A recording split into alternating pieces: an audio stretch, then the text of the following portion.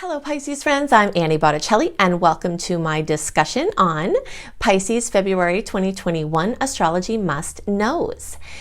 You can watch the YouTube version of this or you can listen to the podcast version of this through my new podcast called Astro Kisses with Annie Botticelli.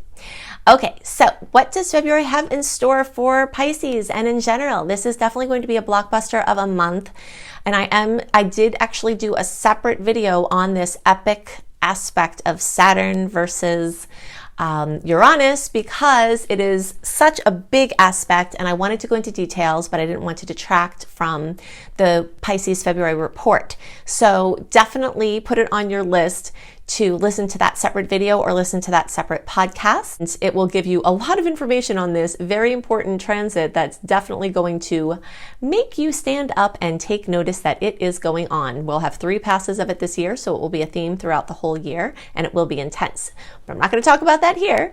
I'm going to talk instead about the Pisces must knows. Okay, so the first must know is that after this rush of new forward-moving energy that we had in January, towards the end of the month, we're sliding back into Mercury retrograde energy. Now, it's not going to be as intense a retrograde experience as we had in 2020, because then we had Mercury, Venus, and Mars, and Mercury, you know, just a lot of personal planet retrogrades. We don't have that happening this year, but we do have this month completely covered, February completely covered in Mercury retrograde. And so what that tends to bring is changes to plans, okay?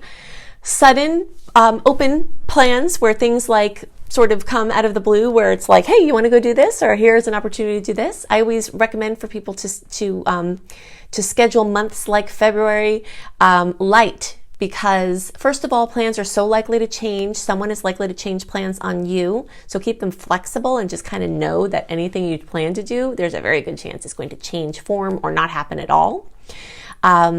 And the more light you have your schedule, the more you can jump into the fun opportunities that could come last minute, including last minute trips. Although we might have some semblance of lockdown experience in certain cases, there are still things that can come up that could include also getting out of your locale. So just kind of be on the lookout for that. Also, retrogrades tend to bring back things from the past. So you might hear from a friend or someone from the past, a lover or somebody coming back in for you to kind of reevaluate or just have a fun experience connecting with them. Also, ideas that you had in the past could come back in for you to work with. And this month is really more about letting things come in. I always call the retrograde times like the spider on the web energies, where you've woven your web in that January, like especially the first half of January, like the end of November, all of December, first half of January is like, go actively weave your web, do all this stuff, get out, do everything, you know, as much as you can do, or whether that's internal, just be active. And now in this month, February, now you want to really just sit back as the spider does, watch the web and see what comes to you. If you feel, you know, an intuition to go to connect with somebody or do something that has a tinge to the past, then that's fine. Just know that the things that you try to do now, if it's not flowing, don't push it. And also trying to do something that's like a big launch or something really long term that you're hoping to last for a very long time, it has more of a short-term energy. But there is a very magical day that we're going to get to as we go down my list that may bring in some really, really yummy things. Okay, so the energy of the retrogrades can also cause your devices and things like that to break down. Anything in your house, all of a sudden your stove and your lawnmower, like everything is, you know, going kaputs and you're like, what's going on? A lot of times Mercury retrograde will do that. And if you have to buy a new thing, then, you know, just do it. But just know that, especially if it's a lower stakes item, it's not very expensive. But if you have to make a bigger purchase, and it can wait a little bit, towards the end of the month, especially like the last week, might have an easier time locking in something that won't give you trouble in the future. Okay, so another major Pisces must know is its birthday time, or if you're watching for your moon sign or your rising is Pisces, which actually, just a quick note about that, this video is for you regardless of what Pisces placement that you have that you're watching for, your sun, your moon, your rising. Some people like to watch for their Venus sign or their Mars sign. This video is for all of you, so you don't have to worry about that or question that. It's relevant all at the same time.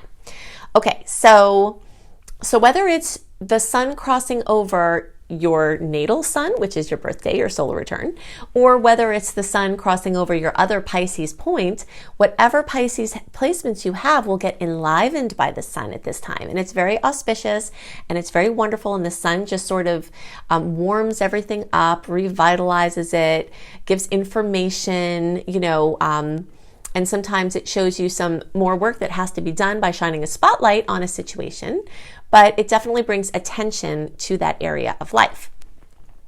If it is your birthday, you'll want to make really good use of your birthday wishes. So write them down, say them out loud, and feel them as if they've already come true. And you can search for Annie Making Wishes Come True to watch my video about how to maximize your birthday wishes. So happy birthday to our early placements, our February born Pisces friends, and coming soon for the rest of the March born.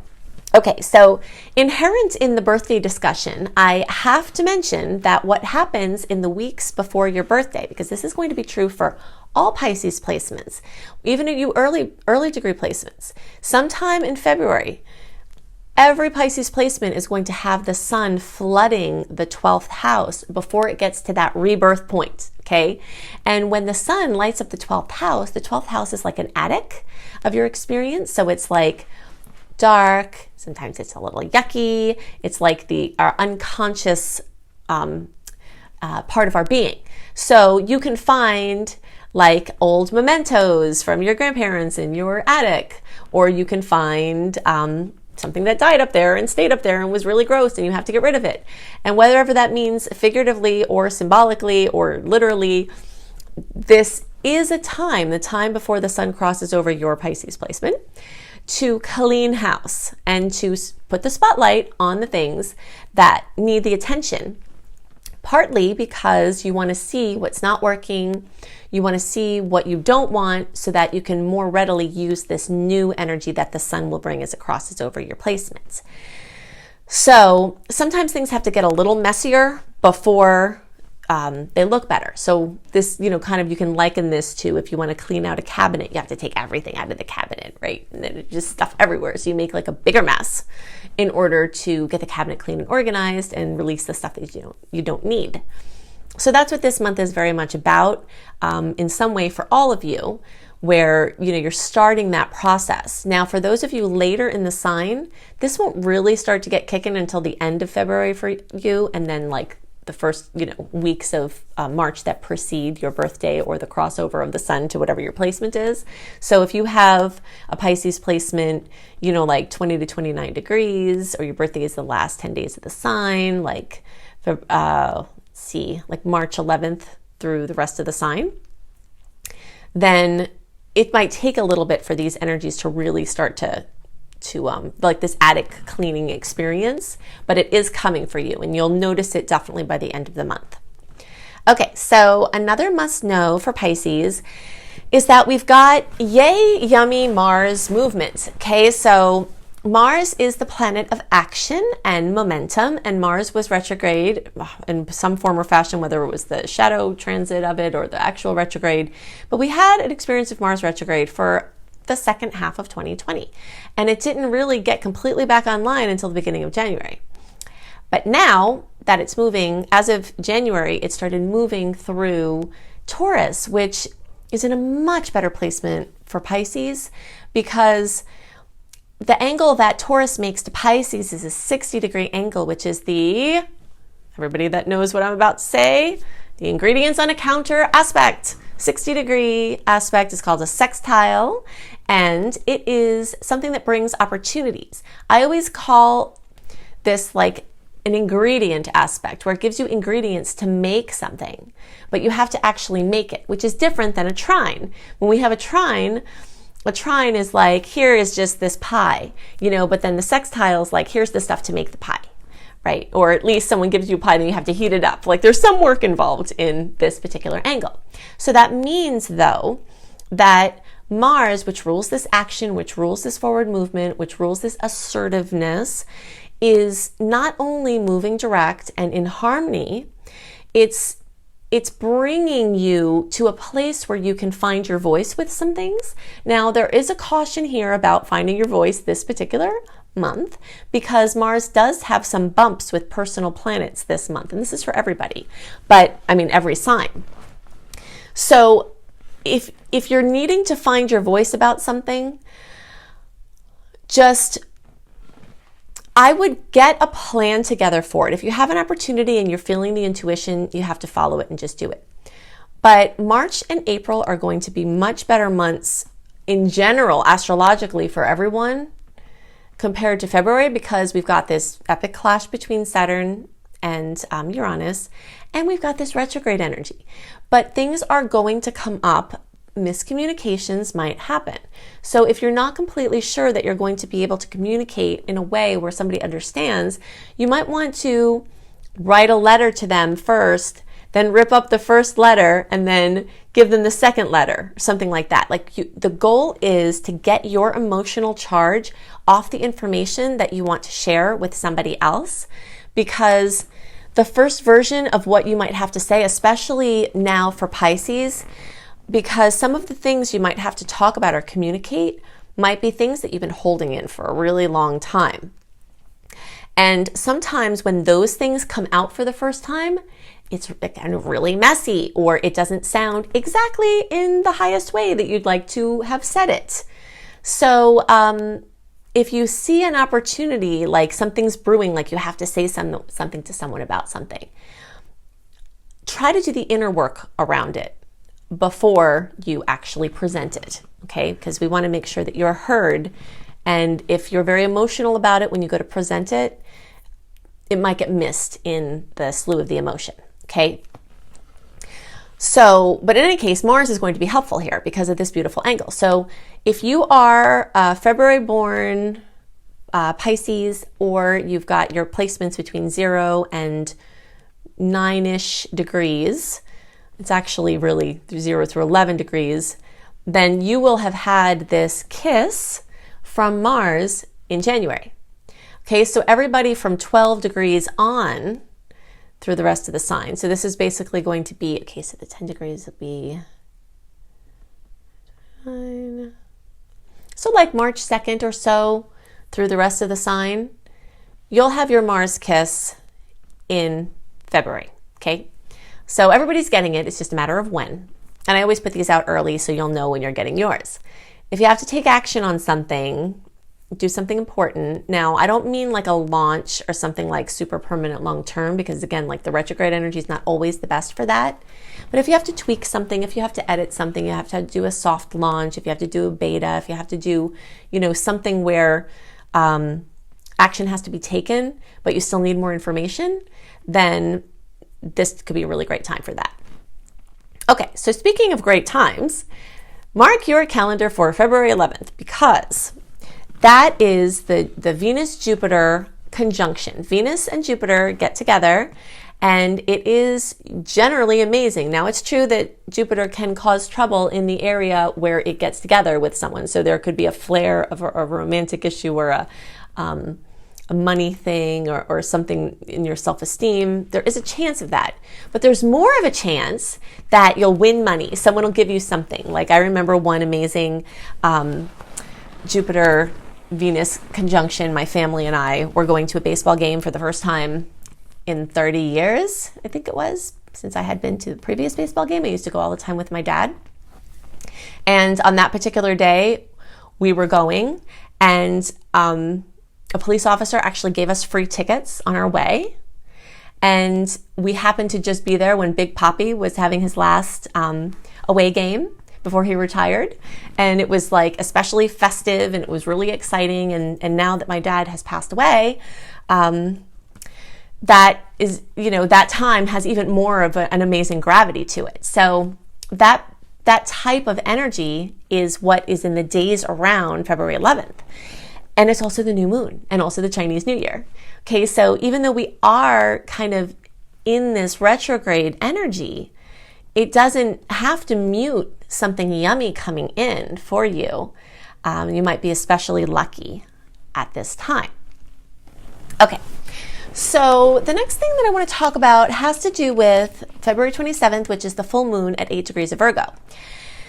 And this is especially relevant for Pisces placements, of course, because Virgo is in the opposing point of the zodiac compared to Pisces. So whenever we have a full moon in an opposing position, it always has more weight and we notice it more. Okay, so this you could experience this, and again, this could happen in the days around February 27th. It doesn't have to be on that day. The days leading up to it, the days after it, even into the beginning of March.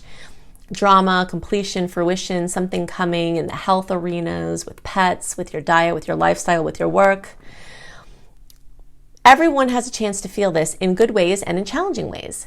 But for those of you who are like February 27th through March 3rd, and the closer to February 22nd, okay, so between February 22nd and March 3rd, but the closer you are to February 27th, will get the biggest impact from this, okay? So if you are close to 8 degrees, the more close, the more intense, or you're close to 27, the date of the 27th of February, then, this could be quite notably intense for you. I always try to advise to leave some space around that day.